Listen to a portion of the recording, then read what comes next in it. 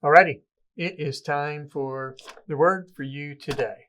And today happens to be Friday, October the 25th. And I'm going to take the whole passage here out of Acts chapter 10, not just a single verse. I like how this all builds together. It says this, starting in verse 1. At Caesarea, there was a man named Cornelius, a centurion of what was known as the Italian cohort, a devout man who feared God with all his household, gave alms generously to the people, and prayed continually to God. About the ninth hour of the day, he saw clearly a vision. An angel of God came to him and said to him, Cornelius. And he stared at him in terror and said, What is it, Lord? And he said to him, Your prayers and your alms have ascended as a memorial before God. A little bit about Cornelius here. He's an officer actually in the Roman army. So most patriotic Jews of that day, they would naturally dislike Cornelius, or some probably even hated him. See, what they had was 32 Italian cohorts stationed through different provinces there over the empire. And they were all made up of Italian volunteers, and they were considered some of the most loyal Roman troops. Because of that, these men who were loyal to the oppressors of Israel, most patriotic Jews would naturally have a prejudice against this person. Yet Cornelius, what we see about him, he was a devout man, a man who feared God, who prayed to God always, and he gave alms generously to those in need. So Cornelius was in this category, what the Jews actually called God-fearers, one who feared God. And these were Gentiles who were not really Jewish converts, but yet they feared the God of Israel. So the Jewish people at that time, they still respected and appreciated these God-fearing Gentiles, but they couldn't really share their life. They couldn't share their food. They couldn't share their household with them because they were not Gentiles who had been converted to the Jewish practices. But it said he prayed to God always. And so because of his way of life, because of his heart, he's described as a man who we believe truly had a relationship with the God, our one God. But at the same time, he was still not a part of the mainstream Jewish life.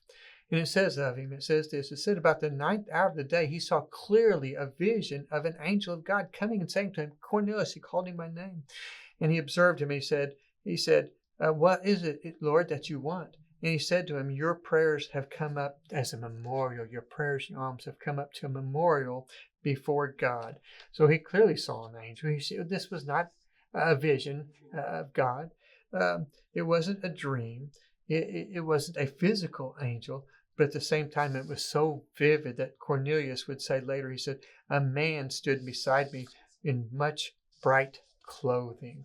So he said, Cornelius, it was God speaking directly to him, calling him by name. God knew him. God had a real relationship with him. And then in verse 4, it says, your prayers and your alms have come up. Listen, I love the words, have come up for a memorial before God. It's like he's saying here, your prayers were like a sacrifice upon the altar, which have ascended to God, and God has accepted those. God has taken notice of those, and they are remembered by God as a memorial.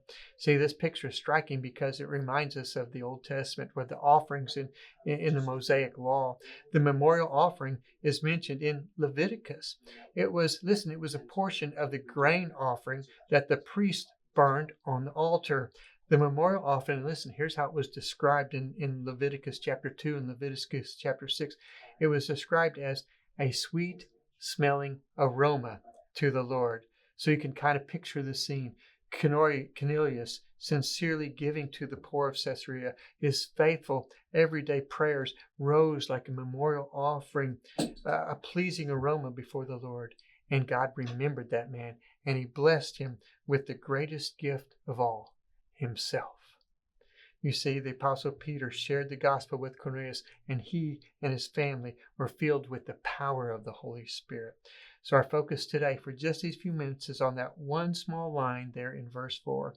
And, it makes me wonder as I read this, what about my service and my prayers? Are they like a memorial offering rising up as a pleasing aroma before the altar of our God? Listen to what Exodus 30 verses 7 and 8 said. They say, "And Aaron shall burn fragrant incense on it upon the altar. Every morning when he dresses the lamps, he shall burn it, the incense. And when Aaron sets up the lamps at twilight in the evening, he shall burn it, he will rekindle it." He says, "A regular incense offering before the Lord throughout your generations." I love this. This picture is one that of every moment, incense burning day and night, a picture of the constant worship. It's a picture of going before God, worship from among God's people, rising to God in a pleasing way. And that same picture is a picture for us.